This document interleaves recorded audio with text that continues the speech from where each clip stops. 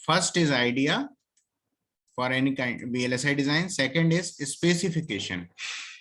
ठीक है, तो स्पेसिफिकेशन में, एक मिनट रुक जाओ, मैं इसको पूरा क्लियर करके टेक्स्ट पे चलता हूँ। ठीक है, the VLSI design flow consist of first is idea. तो आइडिया में you can imagine like a two input NAND gate या a circuit which compare the magnitude of 2-bit binary number and so on, इस तरह से। Second point आता है आपके पास, second point जो होता है उसको हम बोलते हैं क्या बोला था, specification. Specification means now what are the required output voltage or output current, what are the number of outputs, so for that purpose what is your input specification, like 5 volt चाहिए या 18 volt चाहिए या 10 volt का चाहिए या 2 ampere चाहिए। ठीक है ना, जैसे कि आपको एक हाई पावर चार्जर अपन मोबाइल यूज करते हैं उसके लिए यूज करते हैं, तो क्या करते हैं, हमारे पास एक हाई वोल्टेज चार्जर होता है, वो 10-20 वोल्ट पे होता है और उसका करंट रेटिंग 2 एम्पियर के आसपास होती है, और जो नॉर्मल चार्जर है वो 0.2 एम्पियर भी होती है, 0.2 मिली एम्पियर। ठीक है, तो इन दोनों में फर्क होता है उसकी स्पेसिफिकेशन का, जिससे कि अपना मोबाइल 1 घंटे में भी चार्ज हो जाता है और कुछ मोबाइल 20 मिनट में भी चार्ज होते हैं। तो ये डिपेंड करता है कि स्पेसिफिकेशन क्या लिया है आपने अपने सर्किट की। तो अकॉर्डिंग टू योर रिक्वायरमेंट आप अपने सर्किट की स्पेसिफिकेशन बनाते हैं। ठीक है, ये बनाने के बाद आप क्या करते हैं, जो भी आपने मेथड लगाई है उसको आप एक सपोज आपने एक लॉजिक बनाया है, तो लॉजिक के लिए आपको क्या चाहिए रहेगा, उसका बूलियन एक्सप्रेशन, है ना, मतलब उसकी एल्गोरिदम, बूलियन एक्सप्रेशन इसमें आपको मिलता है और उसके अकॉर्डिंग आप अपनी एल्गोरिदम डिजाइन करते हैं। यहां तक सबको क्लियर है? आफ्टर डिजाइनिंग द एल्गोरिदम, अब आपके पास 2 ऑप्शन आते हैं यहाँ पे। 2 ऑप्शन में आपके पास फोर्थ ऑप्शन आएगा कि अब आपको चाहिए एक एडिटर। एडिटर में आपको या तो आप जैसे कि एडिटर में या तो आप चले जाएंगे स्कीमेटिक एडिटर में, स्कीमेटिक एडिटर, और सेकंड ऑप्शन आपके पास होगा कि whether you go with text editor. Very good, text editor, ये सही नाम। ठीक है, तो स्कीमेटिक एडिटर में अब यहाँ पे हम एक वर्ड यूज करते हैं, स्कीमेटिक एडिटर मीन्स आपने कोई डिजाइन बनाई, कोई एंड गेट इस तरह से बनाया। ठीक है, तो हमारे पास अगर कोई इस तरह का टूल है जिसमें हम उस लाइब्रेरी से एंड गेट डायरेक्ट ले लें या एनमॉस पीमॉस ट्रांजिस्टर ले लें, उसके सिंबल्स अगर हम यूज कर रहे हैं लाइब्रेरी से लेकर, और यहाँ पे हमने 2 वायर से इनपुट आउटपुट एक वोल्टेज लगा दिया, सपोज यहाँ पे एक वोल्टेज डीसी लगा दिया, इस तरह से ग्राउंड लगा दिया, यहाँ पे आपने एक सीआरओ कनेक्ट कर दिया या कोई एक एलईडी लगा दी जिससे कि आप उसका आउटपुट चेक कर सकते हो। ठीक है, तो इस तरह का जो आप सर्किट देखते हो ये होता है schematic editor, where you have some already defined library in your simulator. You just take any one of the circuit या logic symbol or logic gates, voltage source, ground connection, wire and input output levels from that particular library and you can simulate your circuit. ठीक है, तो इस तरह का अगर arrangement आपको readymade मिल गया वहां पे लाइब्रेरी के थ्रू, तो वो होता है स्कीमेटिक एडिटर।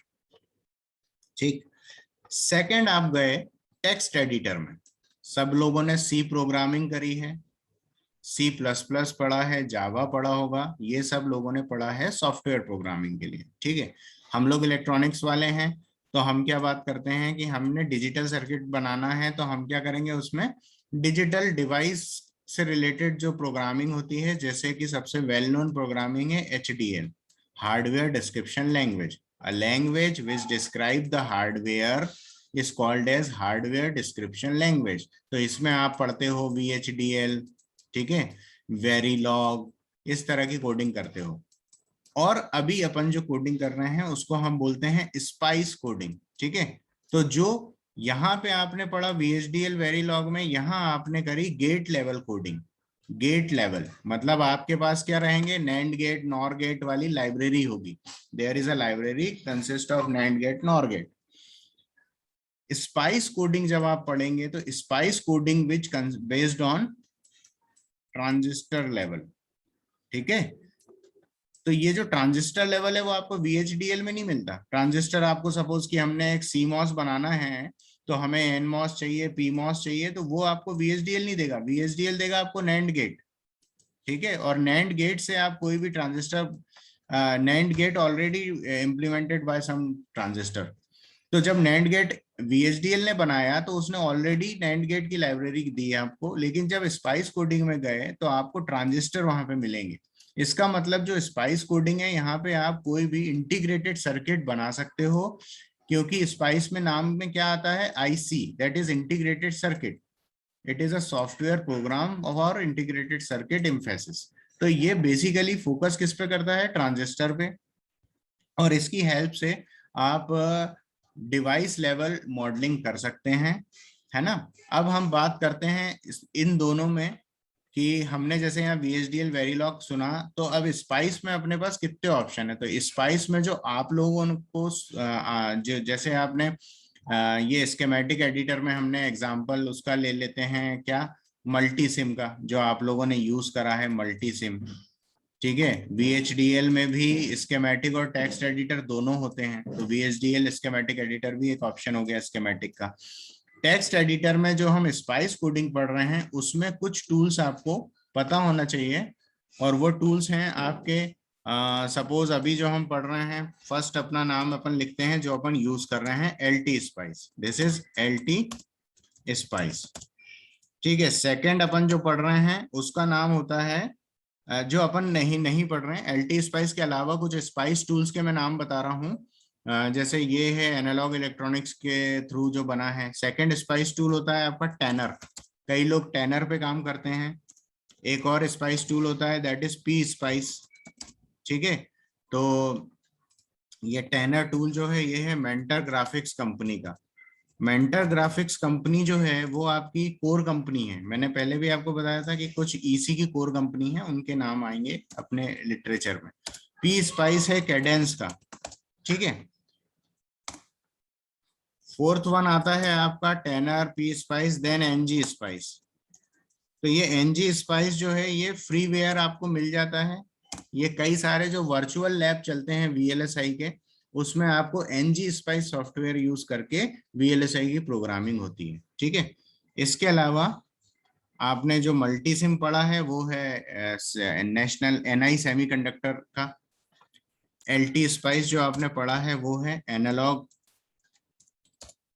इलेक्ट्रॉनिक्स, इसी नाम से है, ठीक है।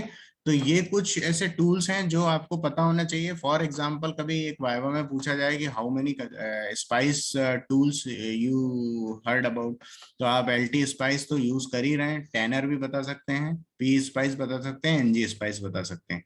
टैनर टूल में एक होता है T स्पाइस, मतलब उसमें एक विंडो होती है T फॉर टेक्स्ट, तो वो टेक्स्ट स्पाइस कोडिंग वहां पे अपन लिखते हैं और उसके थ्रू फिर उसका आउटपुट चेक करते हैं। तो ये कुछ स्पाइस कोडिंग है इस तरह से। तो आपको थोड़ा सा आइडिया लग गया ना, स्पाइस में जो अपन कोडिंग करेंगे ट्रांजिस्टर लेवल की करेंगे, और बाकी के टेक्स्ट एडिटर में अपन लोग जैसे VHDL है उसमें गेट लेवल की कोडिंग करेंगे, जैसे हमने लिखा A NAND B, लेकिन स्पाइस में अपन नहीं लिख सकते, वहां पे हमें क्या करना है, उसका ट्रांजिस्टर लेवल इक्विवेलेंट निकालना पड़ेगा, ठीक है ना। मतलब स्पाइस कोडिंग जो है वो बेसिक ग्राउंड लेवल कोडिंग है, मतलब जीरो से शुरू होता है, ट्रांजिस्टर लेवल से शुरू होता है यहाँ पे काम, ठीक है।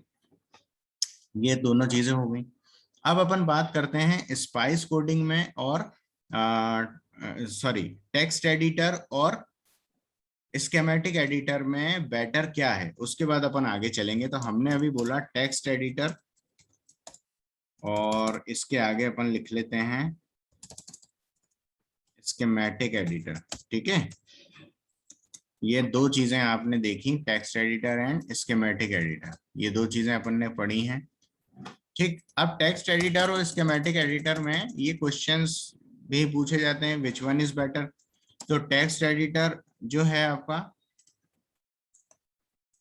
इसमें क्या है एडवांटेज, कि जो भी कोड आप लिखोगे, suppose schematic editor is good for, it is good for, ये है लार्ज वॉल्यूम डिजाइन, और स्कीमेटिक एडिटर में अगर अपन जाएं तो ये है स्मॉल वॉल्यूम डिजाइन। ठीक है, अगर कोई स्मॉल सर्किट आपको बनाना है तो आप स्कीमेटिक एडिटर से बना सकते हो। ठीक है ना। दूसरा एडवांटेज टेक्स्ट एडिटर का क्या होता है, इट इज पोर्टेबल। ठीक है, तीसरा एडवांटेज इसका होता है, इट इज प्लेटफॉर्म इंडिपेंडेंट। ठीक है, प्लेटफॉर्म इंडिपेंडेंट। देखो, पोर्टेबल का मतलब आप इजीली एक कोई कोड लिखा आपने और अपने नोटपैड पे उसको कॉपी किया और पेन ड्राइव में लेके चल दिए। ठीक है, और जो भी कोड आपको, जो भी टेनर सॉफ्टवेयर हमने बता दिया या एनजी स्पाइस बता दिया, या किसी ने आपको जहाँ पे वर्क करना है आपकी लैब में वहां पे आपको एलटी स्पाइस मिल गया या पी स्पाइस मिल गया, तो कोडिंग जो होती है, सिंटैक्स जो होते हैं वो ऑलमोस्ट उसके सेम होते हैं। ठीक है, मॉडल फाइल चेंज हो जाएंगी लेकिन सिंटैक्स ऑलमोस्ट सेम होंगे। सिंटैक्स आप समझते हो क्योंकि सी प्लस प्लस और इस तरह की कोडिंग सभी लोग कर चुके हैं। ठीक है, तो क्लियर हुआ कि it is portable and it is platform independent. ठीक है, ये आप लोग इसको ध्यान रखो। पोर्टेबल मतलब easily we can move anywhere. ठीक है, one computer to another computer. दूसरा होता है प्लेटफॉर्म इंडिपेंडेंट। अब प्लेटफॉर्म का मतलब आया कि सपोज आपने आपका एक कोड डिजाइन करा किसी पर्टिकुलर सॉफ्टवेयर के लिए, मतलब एलटी स्पाइस के कोई एक वर्जन के लिए, या आपका ऑपरेटिंग सिस्टम उसमें कोई सा है, एक्स ऑपरेटिंग सिस्टम है, तो इसको आप नोटपैड पे ले यूज करके किसी दूसरे ऑपरेटिंग सिस्टम में के दूसरे वर्जन में स्पाइस के यूज कर सकते हो। ये एडवांटेज आपको यहाँ मिलता है। तीसरे के बाद चौथा एडवांटेज क्या है, it is easy to update. ठीक है, अब ये जो कोड आप लिखते हो, सपोज आपने 1000 लाइन का कोड लिखा सी में, सी लैंग्वेज जो आपने सबने सी पढ़ी है ना, जितने भी क्लासरूम में हैं अभी सारे बच्चे सी लैंग्वेज सब पढ़ यस चुके हैं। सर। ठीक है, तो आपने 1000 लाइन का यस। एक कोड लिखा। अब 1000 लाइन में आपने फिर उसको कंपाइलर से कंपाइल किया, तो आपको वहां पे एक सपोज 745 लाइन है, उसमें आपको एरर मिला, तो वो सीधे सीधे नीचे लाइन बता देता है कि इस लाइन में एरर है आपके। तो आप क्या करते हो, आपको पूरा कोड नहीं पढ़ना, आपको सीधे 745 नंबर की लाइन में जाना है और चेक करना है कि कोई सिंटेक्स एरर है, कि कोई टेक्स्ट एरर है, सेमी कॉलम तो नहीं लगाना छोड़ दिया, या कमेंट तो नहीं लगा दिया। इस तरह से आप उसको इजीली रेक्टिफाई कर देते हो। ठीक है ना। लेकिन अब आप इमेजिन करो कि आपने एक स्कीमेटिक एडिटर यूज किया है और उसमें करीब 1000 छोड़ो, अपन केवल 20 ट्रांजिस्टर बनाते हैं, और 20 ट्रांजिस्टर को आपने लेके बनाया है, और उसमें कुछ ट्रांजिस्टर ऐसे हैं जिसमें आपने वायरिंग लूज छोड़ दी है, मतलब वहां पे शॉर्ट शॉर्ट पाथ आपने जनरेट कर दिया है किसी भी दो सर्किट में या तीन में। अब आपने इनपुट में अपनी वैल्यूज दी और आउटपुट निकाल रहे हो, तो देखो वो आपको वो वाला पर्टिकुलर टेक्स्ट एडिटर में जो कंपाइलर में नंबर ऑफ लाइंस पे एरर मिलता है वो नहीं मिलता है यहाँ पे। आपको क्या करना पड़ेगा, आपको एक एक कनेक्शन को चेक करना पड़ेगा कि मेरा आउटपुट फुल स्विंग आउटपुट क्यों नहीं मिल रहा। हो सकता है 5 की जगह मुझे 4 वोल्ट ही मिले, 3.45 वोल्ट मिले और कम मिले। तो फिर हम देखते हैं कि कहीं से कोई कनेक्शन लूज है। ये कई बार होता होगा, सभी लोगों ने कोडिंग करी है लैब में, तो सभी लोग जानते हैं कि इस तरह का प्रॉब्लम सभी के साथ आती होगी, है ना। तो ये इजीली अपडेट नहीं होती है। दूसरी चीज क्या है कि अगर आपके पास कोई सपोज आपके पास एक 140, आपने काम किया 180 नैनोमीटर की लाइब्रेरी में। ठीक है, और 180 नैनोमीटर की लाइब्रेरी में आपने काम किया, एंड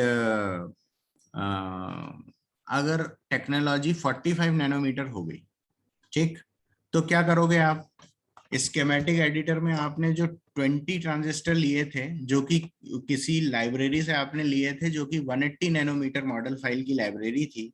तो अब आपको वो सारे के सारे 180 नैनोमीटर ट्रांजिस्टर को डिलीट करना पड़ेगा और उसकी जगह क्या करना पड़ेगा, आपको 45 नैनोमीटर की लाइब्रेरी से आपको वो सर्किट लेना पड़ेंगे। ठीक है ना, क्लियर हुआ जो मैं बोल रहा हूं। लेकिन टेक्स्ट एडिटर में हम क्या करते हैं, हम लोग जैसे हेडर फाइल यूज करते हैं ना, वैसे ही हम लोग वहां पे एक सिंगल लाइन लिखते हैं कि जो मॉडल फाइल अपन ने लिखा है बस वो उसमें मेंशन करते हैं। सर्किट आपका इंडिपेंडेंट होता है किसी भी वर्जन से, किसी भी पर्टिकुलर टेक्नोलॉजी से। तो अपन वहां जो टेक्नोलॉजी उसमें अप्लाई करते हैं, तो एक सिंगल लाइन का कमांड लिखते हैं कि डॉट इंक्लूड 180 नैनोमीटर। तो हम वहां पे 180 की जगह कर देंगे 45। तो बस एक सिंगल लाइन कमांड से आपका वो जो कोड है, वो पूरी की पूरी स्पेसिफिकेशन जो 180 नैनोमीटर की थी, अब वो किस पे चली गई,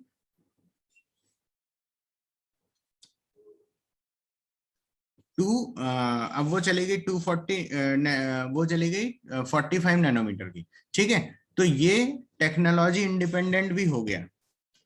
ठीक है, तो इसका फिफ्थ एडवांटेज क्या हो गया, इट इज टेक्नोलॉजी इंडिपेंडेंट। अब मुझे बताइए, आप टेक्स्ट एडिटर और स्कीमेटिक एडिटर में क्लियर है चीजें, समझ में आया? अगर आपको एग्जाम में आता है, वाइवा में कोई पूछता है, और ये सारे जो चीज मैंने बताई हैं ये सॉफ्टवेयर लैंग्वेज के लिए भी इंपॉर्टेंट है, किसी भी सॉफ्टवेयर टेक्स्ट एडिटर के लिए। ये ऐसा नहीं है कि केवल हम स्पाइस कोडिंग पढ़ रहे हैं तो वहीं पे इंपॉर्टेंट है। अगर मैं सी कोडिंग कर रहा हूँ तो ये सेम चीज वहां पे भी मैं अपने उतना इजी सर्किट को हैंडल कर सकता हूँ। ठीक है, क्लियर है यहाँ तक? डिफरेंस सबको क्लियर हो गए?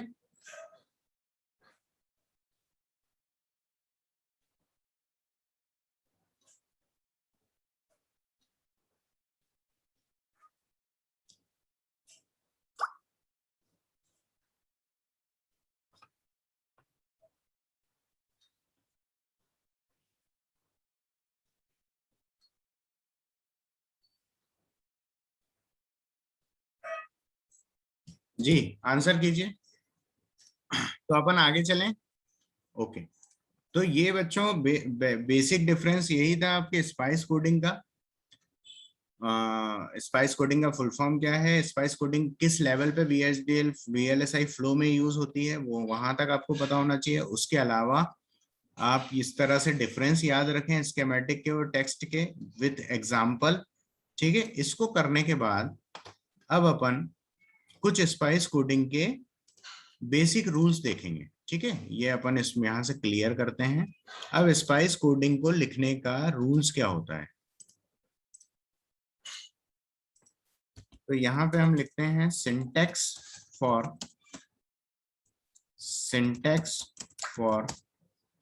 Spice coding. ठीक है, syntax for SPICE coding. Syntax इसका आप लोग नोट करें। सबसे पहले अपन लिखते हैं इसमें, या सिंटेक्स अभी छोड़ो, इसमें और क्या क्या कर सकते हैं वो देख लो। स्पाइस कोडिंग के थ्रू आप, स्पाइस इज अ सॉफ्टवेयर, तो इस सिमुलेटर है। सिमुलेटर का मतलब होता है कि किसी भी जो डिजाइन आपकी है उसको with the help of some program, software program, you can check its behaviour. ठीक है, आपको उसको इम्प्लीमेंट नहीं करना, आपको उसको वर्चुअली उसका बिहेवियर चेक कर लेना है कि आपने जो बनाया है वो ओके है या नहीं। एडर है तो एडर की तरह काम कर रहा है, सब्ट्रैक्टर है तो सब्ट्रैक्ट कर रहा है कि नहीं। इसके बाद आप उसका बिहेवियर चेक कर लोगे। That is the purpose of spice any simulator. अब स्पाइस कोडिंग में आप कितने तरह की सिमुलेशन परफॉर्म करा सकते हो, तो आप करा सकते हो एसी एनालिसिस। ठीक है, आप करा सकते हैं डीसी एनालिसिस, आप करा सकते हैं ट्रांजिएंट एनालिसिस। ठीक है, ट्रांजिएंट एनालिसिस आपने सबने नेटवर्क पढ़ा है। ट्रांजिएंट में आपने पढ़ा है कि टाइम के थ्रू जब भी काम होता है, time is a variable parameter in this. तो जब भी हम बोलते हैं कि सपोज ये करंट फ्लो हो रहा है, तो ये इस विथ रिस्पेक्ट टू टाइम आप जरा चेक करो, या विथ रिस्पेक्ट टू कोई पर्टिकुलर वेरिएबल, कोई वोल्टेज सोर्स हो सकता है, कोई करंट सोर्स हो सकता है, तो उसके थ्रू आप चेक करो। जैसे अपन एक सिंपल सा एग्जांपल लेंगे कि हमने मॉस सी मॉस बनाया, और सी मॉस में आपने देखा कि ड्रेन करंट आपको आउटपुट में मिलता है और इनपुट में आपका है गेट टू सोर्स वोल्टेज। तो वहां पे हम जब ये देखते हैं कि ड्रेन और गेट में हमने देखा कि ग्राफ हमें पता करना है, और हम ये चाहते हैं कि हमने 0.1 से शुरू किया और 5 वोल्ट तक वेरी करा धीरे धीरे धीरे अपना इनपुट वोल्टेज, और उसके अकॉर्डिंग आप ड्रेन करंट में क्या क्या वेरिएशन आएंगे वो चेक करना है। या आप सोचो कि मुझे इनपुट वर्सेस आउटपुट कैरेक्टरिस्टिक देखना है, मुझे देखना है कि मैं जब 0 देता हूं तो मुझे 1 मिलता है, 1 देता हूं तो मुझे 0 मिलता है, लेकिन 0 से 1 तक जो ट्रांजिशन हुआ है उसके बीच में आउटपुट का बिहेवियर कैसा है, तो हम उस समय यूज करते हैं इस तरह की एनालिसिस, जिससे कि हमें पता चलता है ट्रांजिएंट एनालिसिस से कि बिहेवियर कैसे कैसे चेंज हो रहा है। ठीक है ना। तो आप ये इसमें कुछ इसकी बेसिक पैरामीटर्स हैं, ये अपन देख सकते हैं। ठीक है, एक मिनट।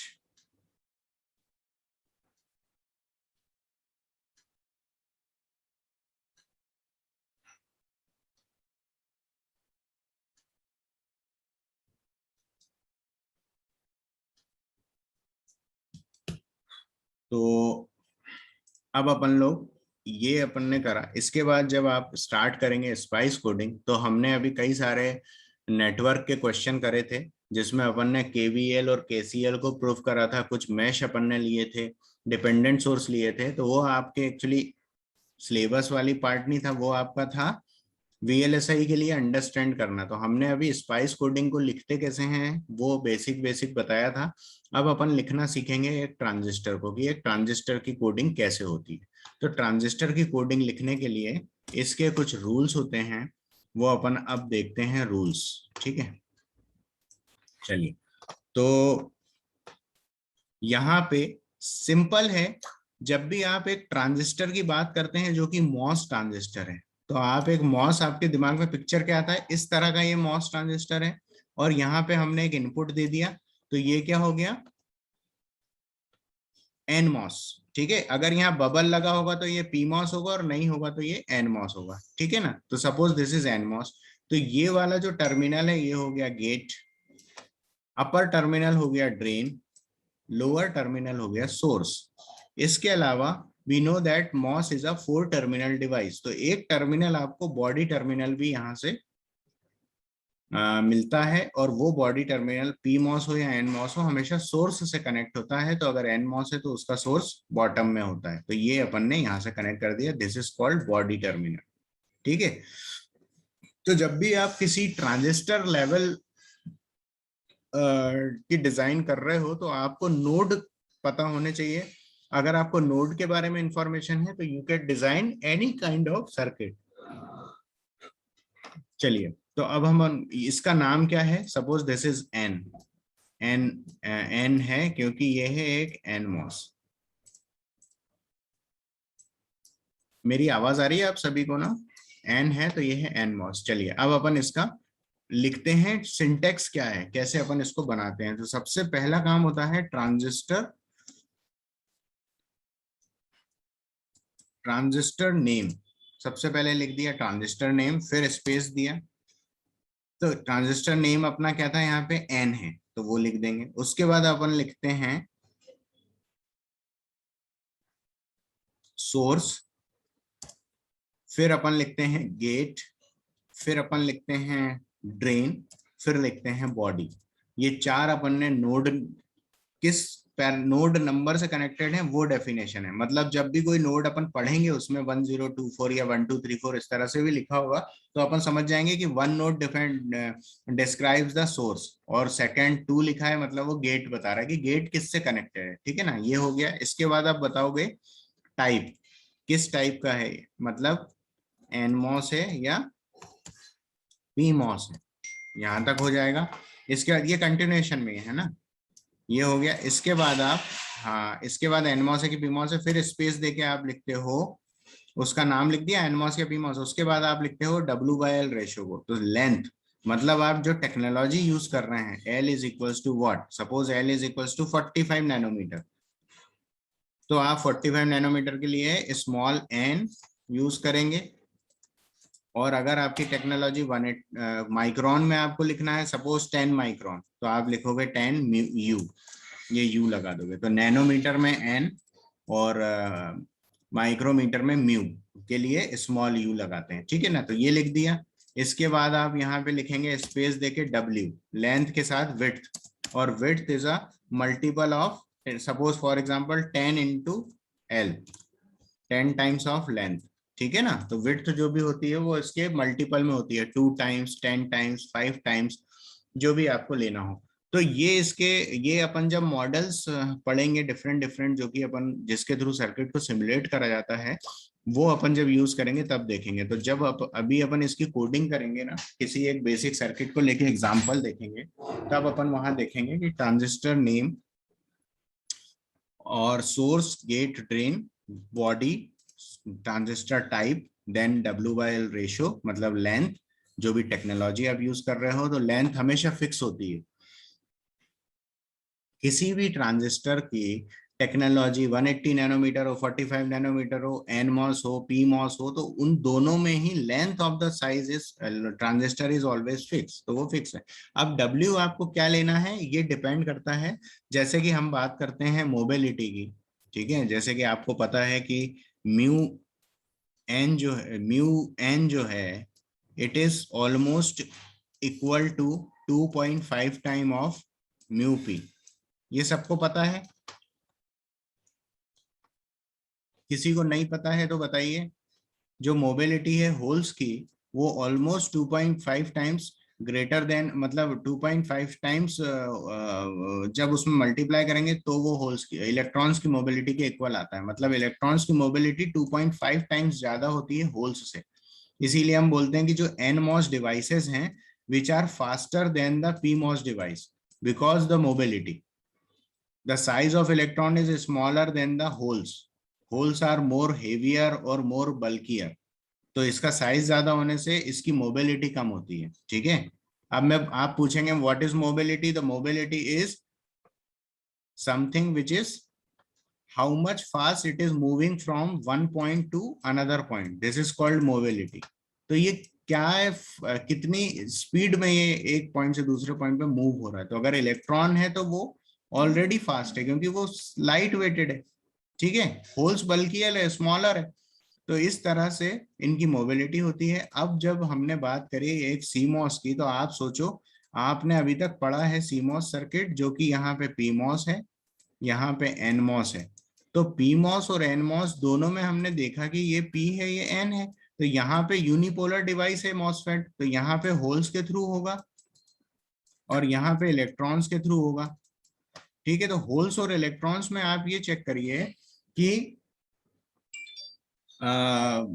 इनकी मोबिलिटी ऑलरेडी ज्यादा है। अगर हमने same length and W, length तो दोनों में सेम है, लेकिन विड्थ अगर सेम रखी दोनों में, this is WP and this is WN, अगर ये दोनों सेम साइज के हो गए ट्रांजिस्टर, तो यहाँ पे जो ड्रेन करंट फ्लो होना है, दिस इज ID, जो कि यहाँ भी फ्लो होना है। तो यहाँ का करंट जो होगा वो 2.5 टाइम्स फास्टर होगा इस करंट से। इसका मतलब है कि आपकी जो सेम डिवाइस है उसमें यहाँ पे स्लो करंट मूव होगा और यहाँ पे फास्ट होगा, और स्लो और फास्ट होने से कई तरह के output logic instability problem will generate.